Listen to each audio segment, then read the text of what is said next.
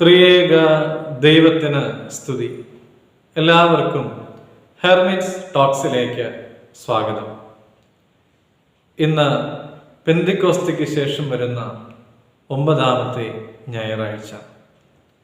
ഇന്നത്തെ വിശുദ്ധ ഏവൻഗേലിയോൻ ഭാഗം വിശുദ്ധ ലൂക്കോസ് എഴുതിയ സുവിശേഷം 14-ാം അധ്യായം 7 മുതൽ 11 വരെയുള്ളതായ തിരുവചന ഭാഗങ്ങളാണ്.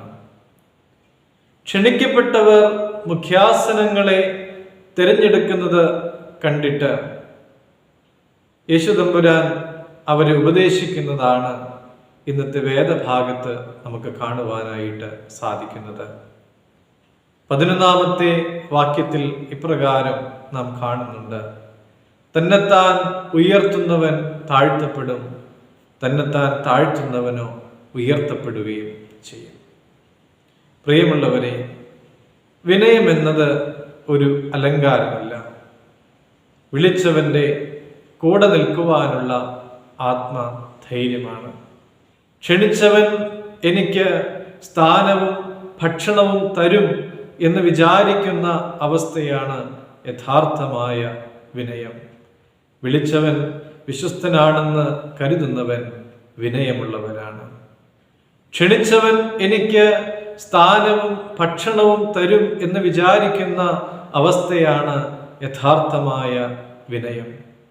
വിളിച്ചവൻ വിശ്വസ്തനാണെന്ന് കരുതുന്നവനാണ് വിനയമുള്ളവൻ. കല്യാണ വീട്ടിൽ കസേര തിരയുന്ന ആളുകളെ നമ്മൾ കാണുന്നുണ്ട്.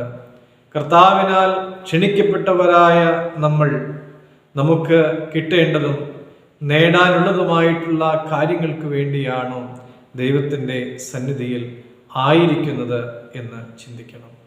ക്രിസ്തു ശിഷ്യർ എന്ന നിലയിൽ നമ്മൾ വിളിക്കപ്പെട്ടിരിക്കുന്നത് അതിഥിയാകാനും ആതിഥേയനാകാനും വേണ്ടിയിട്ടാണ്.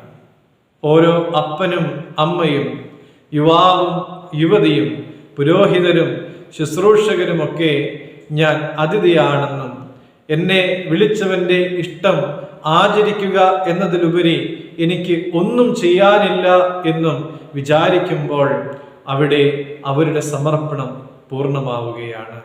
അവർ ഉത്തമരായി ജീവിക്കും. അവരിലൂടെ കുടുംബത്തിനും സമൂഹത്തിനും ഇടവകയ്ക്കും നല്ല പ്രതിഫലം ലഭിക്കുകയും ചെയ്യും.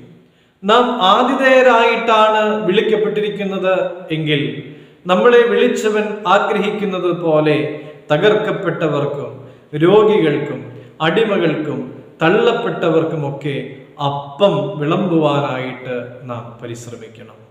കർത്താവിൻ്റെ ഇഷ്ടം പ്രവർത്തിക്കുവാൻ, നമ്മളെ വിളിച്ചവന്റെ ഹിതപ്രകാരം മുന്നേറുവാനായിട്ട് നമുക്കെല്ലാവർക്കും സാധിക്കണം. നമുക്കിങ്ങനെ പ്രാർത്ഥിക്കാം: കാരുണ്യവാനായ ദൈവമേ, വിളിച്ച അവിടുത്തെ ഇഷ്ടമനുസരിച്ച് ജീവിക്കുവാൻ എന്നെ യോഗ്യനാക്കണമേ.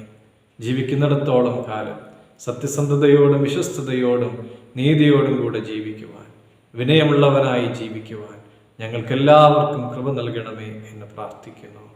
ദൈവം അനുഗ്രഹിക്കട്ടെ.